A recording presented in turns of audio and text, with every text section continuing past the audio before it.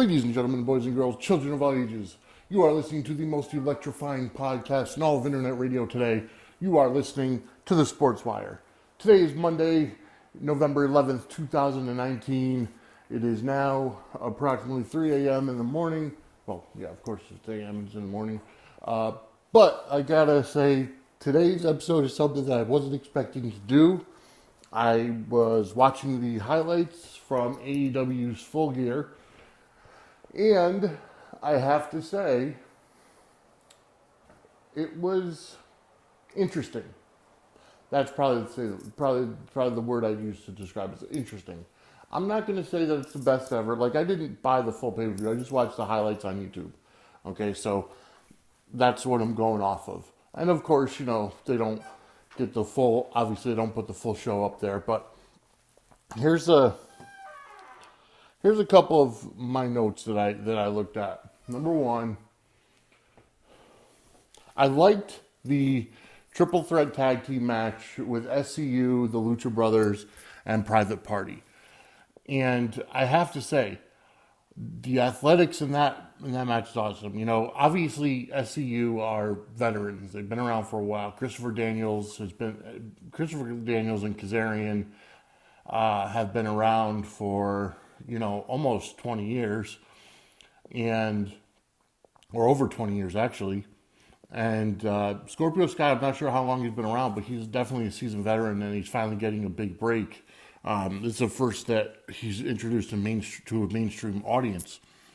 But I definitely enjoyed it, and I liked Christopher Daniels coming out to dressed as a luchador to gain revenge on the Lucha Brothers. That was a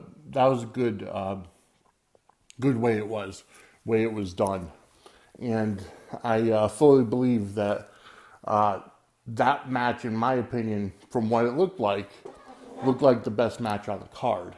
Okay, then you had Pac and Hangman Page. Match was good. They're both great talent. I could see Hangman Page as a future champion. Even Pac, a future champion as well.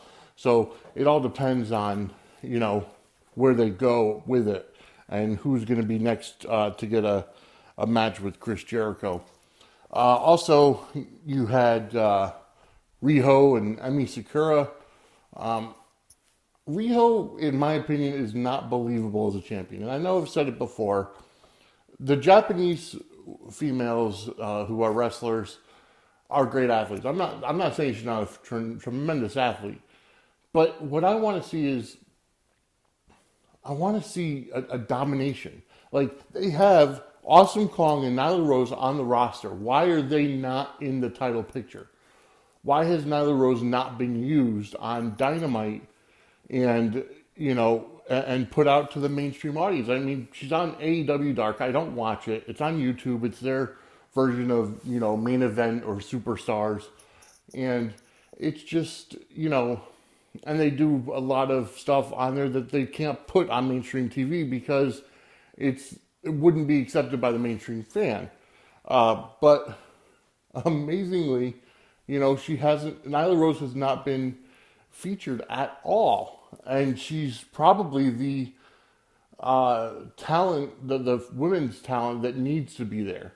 Britt Baker's another one. She was on the pre-show and her match with Bea Priestley, and she ended up winning the match despite suffering from the flu. And but I mean, their women's division is severely lacking. There was no reason to have Nyla Rose lose to Riho for the title. Absolutely none. And Nyla Rose hasn't been seen on TV since, in terms of on Dynamite. So she needs to be built back up, and they need to, like, Riho, in my opinion, would be an enhancement talent. 98 pounds? Really? It's like, you can't be believable. It's kind of that Marco Stunt factor. It's like, she should be in a tag team with a woman that's much bigger, stronger than her. Like a Nyla Rose or like an Awesome Kong, where you could build that dynamic. You know, the only way that Marco Stunt works is if he's in a tag team with somebody who's bigger than him, like Luchasaurus.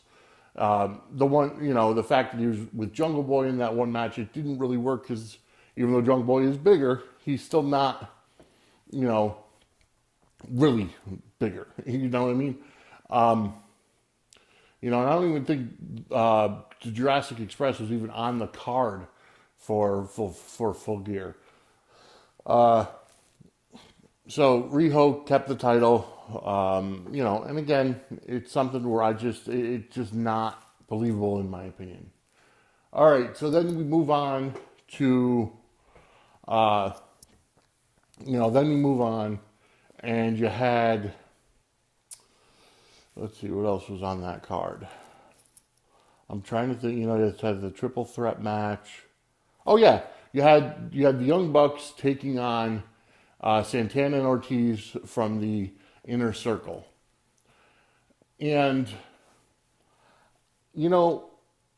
I'm not a huge Young Bucks fan. And the reason why, in my opinion, they're too much, when you're playing, WWE 2K, any of the games, and you get stuck trying to beat someone, so you're just constantly doing either your finishing move or your signature move, because you have them all saved up, or that one move where it's going to put them down eventually. That's what the Young Bucks matches remind me of. They did about 15 super kicks. There was one, I don't know whether it was Santana or Ortiz, there was one that took a super kick from one of the Bucks, and he kind of got knocked into flipping around like a dolphin. It was actually quite funny. But that's what our Young Bucks match reminds me of. Because they're super kicking left and right. They're doing double super kicks. They're doing this. And honestly, in my opinion, super kick is one of the most overused moves ever since Shawn Michaels used it as sweet chin music. And then James Storm took it as a finisher as well, or a signature as well. Everybody and their uncle has been using the super kick, and it's just sad. It has become overused. It's just amazing to me how moves, finishing moves from the past have become just regular moves in today's wrestling. Jake Roberts DDT. You use it and the guy is beat. There was nobody ever that kicked out of the DDT. Now, everybody uses a version of DDT. Even like John Moxley, who does the double arm DDT. I don't know what he calls it, but it used to be called the Dirty Deeds. It's like, it's a DDT version, and, Drew McIntyre used it for a while as well, the double arm DDT. And again, how could it be believable as a finisher if A, people are kicking out of it all the time, and B, other people are using it? Like, gone are the days where somebody had, even into the 90s, everybody had their signature move. Everybody had their finisher.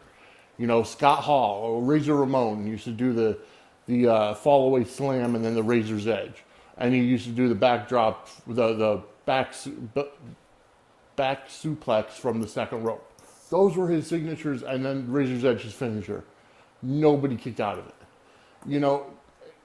Now it's just people have signature moves. That buckshot lariat from Adam Page is a great signature move. Is it, and it's believable as a finisher as well. But nobody ever utilizes a finisher because nobody ever loses to just one finisher anymore. When Brock Lesnar introduced the F5, okay, nobody could kick out of it. Because that's how they built them. People are not built like that anymore. And I'll get into that more after the break. But, so the Young Bucks match, it looks like a video game match, which I guess is what they go for. But, okay, so, and then the Young Bucks ended up losing to Santana and Ortiz, but then the Rock and Roll Express got involved afterwards. And Ricky Morton he has to be in his 60s, if not 70s, and he did a Canadian Destroyer, flipping over the ropes. Holy crap, man. He still got it, which is amazing, and just absolutely amazing. Let's see, Sammy Guevara did not fight on the card. Okay, and then we get to in what I believe would be the main event, Chris Jericho and Cody for the AEW World Title. Cody had MJF in his corner, and Jericho had Jake Hager in his corner. Now, there's a lot of controversy surrounding this match and the ending. And the first fact is, why did they each have a corner man? That wasn't in the stipulations. It wasn't, said ahead of time that's what was going to happen. But I guess, Jake Hager is the muscle of the inner circle. He's a bodyguard. So, yeah, he would be coming down with Chris Jericho. Now, with that said, it's also, pretty cool to see that, because Jake Hager is an MMA fighter. He might not be able to really mix it up until after certain fights. He could probably do some backstage stuff, but not actual matches where he can get injured. So, the match itself, I have to say, was probably the best on the second best on the card. Because Jericho and Cody they know the psychology of the ring. Not many people in AEW know how to work with the psychology. And that's something that's been their problem since the beginning. Okay? Jericho and Cody know how to do that. And so the match goes back and forth. Eventually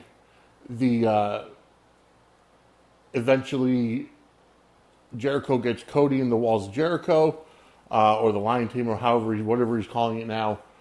And MJF throws in the towel for Cody.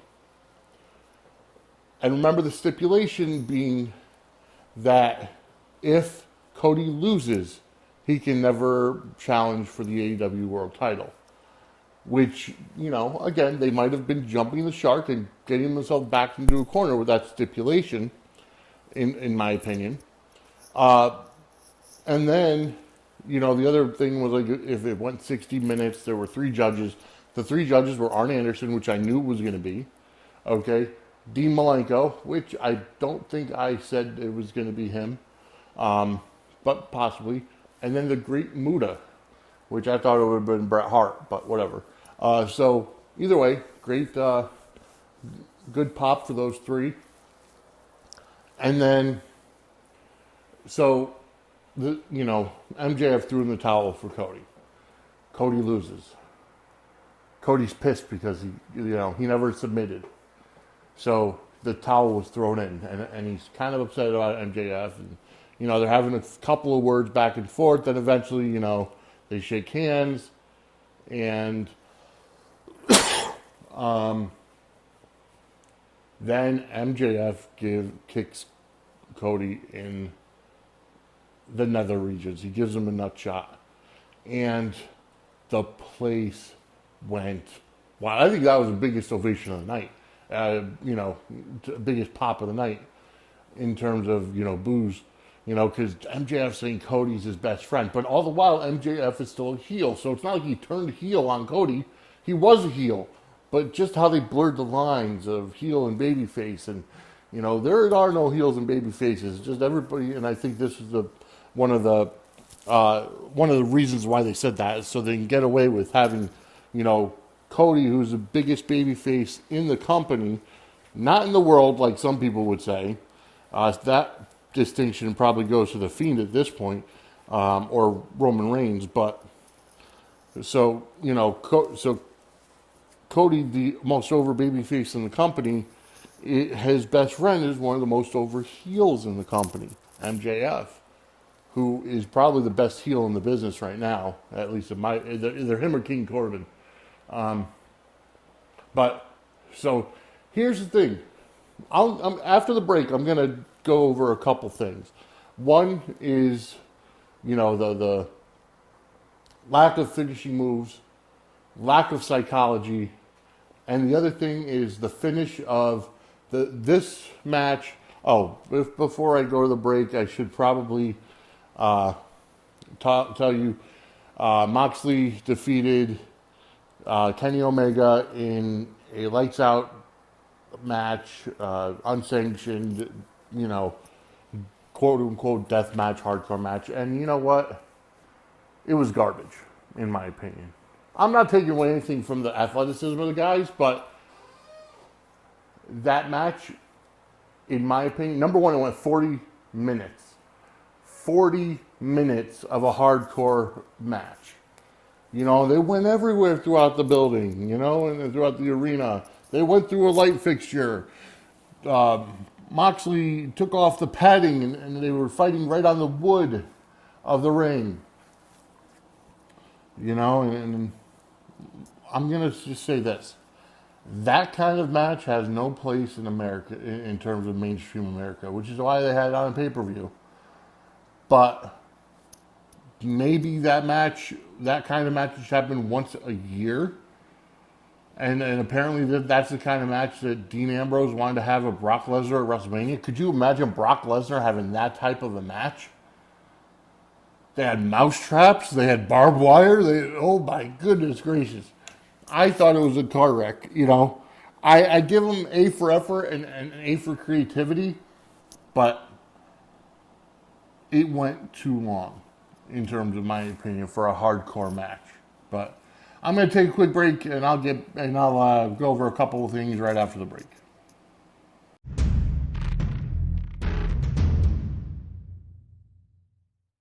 All right, I am back. I am Vinny Episode from the Sports Wire. Thank you all for listening. Thank you for downloading the episodes. I really appreciate it.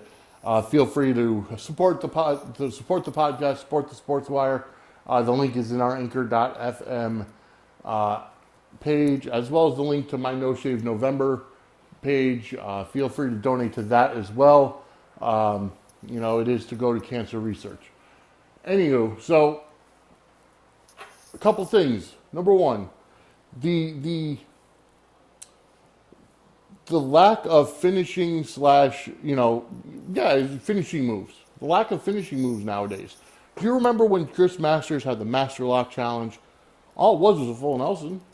But the way they built it, nobody could get out of it. And all of a sudden, Bobby Lashley broke out of it. And, you know, the place went wild because they finally broke out of the Master Lock. But that was built up for months and months, and nobody can get out of it. Back in 2015, when WWE was airing the Stone Cold podcasts, and Steve Austin had Paul Heyman on the podcast, and they talked about the lack of selling and the lack of finishing moves and stuff. And of course, wrestling's going to evolve, so there are going to be some, finishing moves that move into regular moves. Like Harley Race used to use a regular suplex as a finisher, a suplex. And obviously the suplex is now used by just about everybody. So where do you draw the line? Paul Heyman has said, you give a guy like Mark Henry a headlock, and, you basically tell everybody nobody else can use a headlock except for Mark Henry. And if you do, you have to answer to Mark and you have to answer to Vince. And for 8 or 10 months, anybody who gets caught in that headlock taps out immediately. They can't break it. And of course, being that it's Mark Henry, it's kind of believable that, that could possibly happen. That's how you have to build up these moves. That's how you have, you can't have somebody say, oh, well, this is his finisher. The perfect plex. How many people kicked out of the perfect plex? The answer, none. Mr. Perfect wouldn't go for the perfect plex until he knew that the guy couldn't kick out. And that was the whole idea behind it. That's the whole idea behind a finishing move. The person is at their end or very drained, and they hit their finishing move, and the guy doesn't kick out.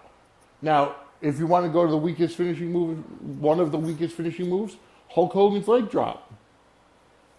How many people kicked out of that? 2? The Ultimate Warrior and The Rock?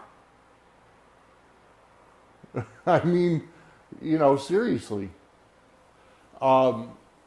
But that was it, because you built up that move, because they built up that move that nobody can get out of it. And now, Seth Rollins with the curb stomp. How many curb stomps did it take to beat the Fiend, or to even keep the Fiend down? 5? And then the Hell in a Cell ends with a ref stoppage because so many people, because Seth Rollins, did so much to the Fiend in terms of, sledgehammer and chair and everything else. The end of the Hell in a Cell. And people were pissed. And some people are really upset with the ending of the Cody-Jericho match because, oh, well, why did they do that? That's another BS thing. There should have been a clean victory. Okay, here's the deal. In both instances, WWE and AEW backed themselves into a corner with these matches. Number one, okay, WWE built up the Fiend where the Mandible Claw was putting everybody down. Okay? Best way to do it. Okay? Legends, superstars, everything. They even put Seth Rollins down with it. Why do you have him challenge for the title so early where now you run the risk of either A, you're giving a guy who just had a character change a title who may not be ready for the title. The gimmick doesn't need a title. But if you beat him, you're killing the momentum of the character. So what do? Well, how do you protect both guys in that? In a Hell in a Cell, no less. If it was a regular match, you could have a count out or a disqualification. If it was a regular match, you could have had Seth Rollins get pissed off that you couldn't keep him down with the curb stomp. So you have him snap and go ahead and use the chairs and get disqualified. Because he snapped. You can't figure out how to keep this guy down. But in a regular match, the DQ finish would have worked. Because then, you set up the rematch and so on and so forth. With the Hell in a Cell, number one, the ref stoppage, it was a BS call. Because, come on, we all remember King of the Ring 98. Things have evolved. We understand it's a different time. But, again, WWE backed themselves in the corner and didn't have the next step in the evolution. Which happened to be a rematch at Crown Jewel in a Falls Count Anywhere, can't be stopped for any reason. And you had to give the title to the Fiend. You had to. No ifs, ands, or buts. However, with this situation with Cody and Jericho, again, AEW backed themselves into a corner. Well, we've only been on TV, this is our first year. Cody Rhodes is our most over babyface. Jericho just won the title at the last pay-per-view. So, you can't take the title off Jericho already, especially he's your top heel. He's getting over the faction of the Inner Circle, and eventually he's going to lead to an Inner Circle versus the Elite War Games match or blow off where it's going to be 5-on-5 or 4-on-4 or whatever the case is. So where you go? Cody Rhodes is the most over babyface. He's also one of the EVPs of the company. We can't have him lose. You can't have him lose cleanly and never be able to go for the AEW title ever again. You see what I mean? The stipulation backed them into a corner. Because again, you could have done a DQ finish. You could have done, going to the 60-minute time limit draw and going to the judges and have Cody Rhodes lose that way. That way you'd be able to set up the rematch. But this way he's not allowed to have a title match again. So what do? Well, I think that's why they had MJF throw in the towel, which was brilliant. And the only way it would have worked. And the reason why I say that is now Cody can say, I never lost that match. I never submitted in that match. I never submitted. And now he can go against MJF and be like, you stole this from me. And then eventually he could put together a campaign or a petition and say, you know what? I never lost this match, and I want to have another shot at the AEW title. And they may say, okay, well, you have to be MJF first. You have to be MJF at the beginning of the night, and if you beat MJF, we'll give you another AEW title shot. And this goes beyond Jericho saying yes or no, unless they give Jericho the option. Do you want to defend against Cody again? Maybe it's a ladder match. Maybe it's, sometimes the stipulations back you into corners. And, and that's all there is to it. And that's, sometimes they have to figure out a way out. It's going to upset some fans, but it is what it is. And now, okay, going back to psychology. Some people on Twitter, of course, Twitter is always a buzz, everybody's got an opinion on the Jericho-Moxley match. And everybody's like, oh, well, it went 40 minutes, it went too long, or it was awesome, they need to do more of that. All right, here's the deal. Here's the way I look at the death match or the hardcore match or whatever you want to call it. And the death match goes far beyond hardcore because they involve so many different elements like light tubes and mouse traps and the barbed wire table and this and that. It's not a basic hardcore match or an anything goes, no holds barred. Okay? Which you could still do, and WWE's done them successfully. But here's the thing, is you get to the point where,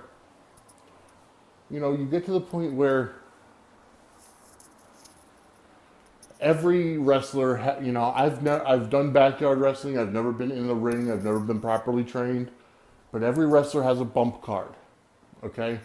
Why do you think Chris Jericho has been around for almost 30 years in the business? Why do you think, and even going back to Ric Flair, why do you think Ric Flair was in the business for 40 years or so?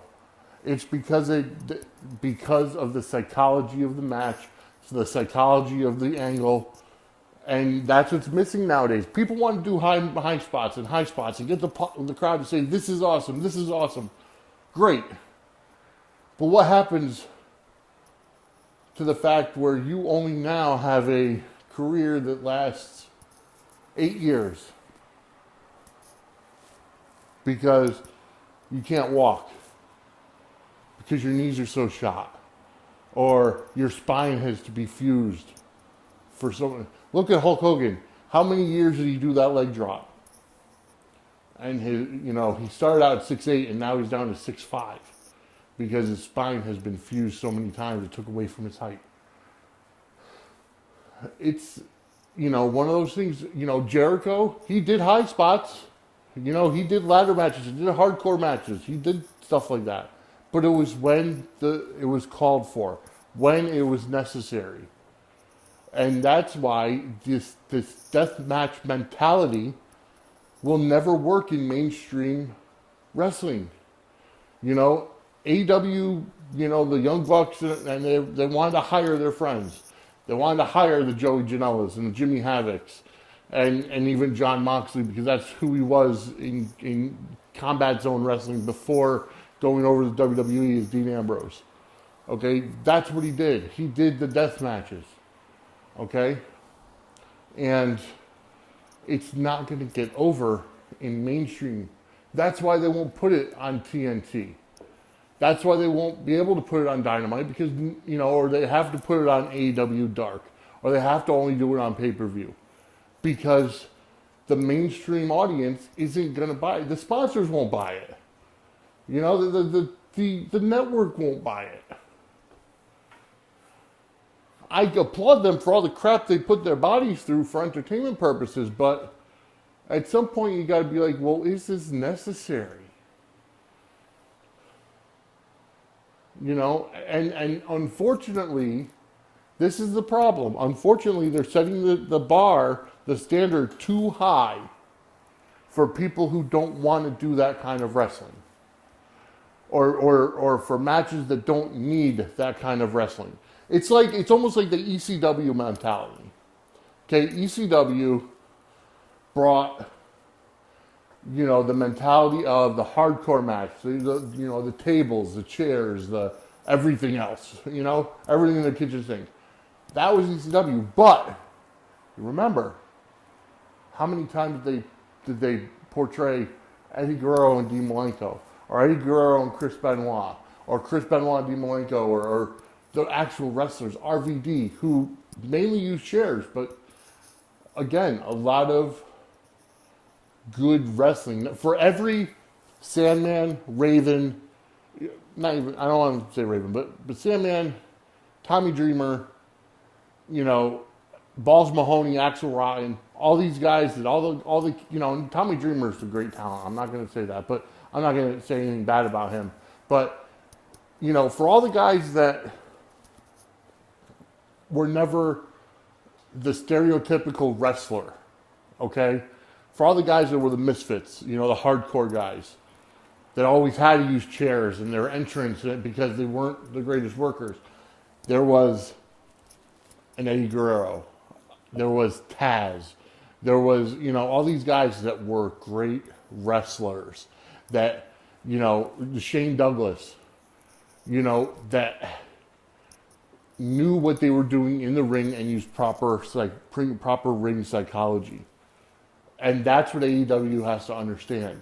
And the guys and the wrestlers themselves that are coming up have to understand that you need the psychology. You need it. Because, like I said, for every person, like for every Joey Janela and Jimmy Havoc who haven't had proper wrestling training, okay, and just specialize in the death matches. And I got to give Jimmy Havoc credit. He's stated he wants to be spotlighted as and change the image of him to be a regular wrestler.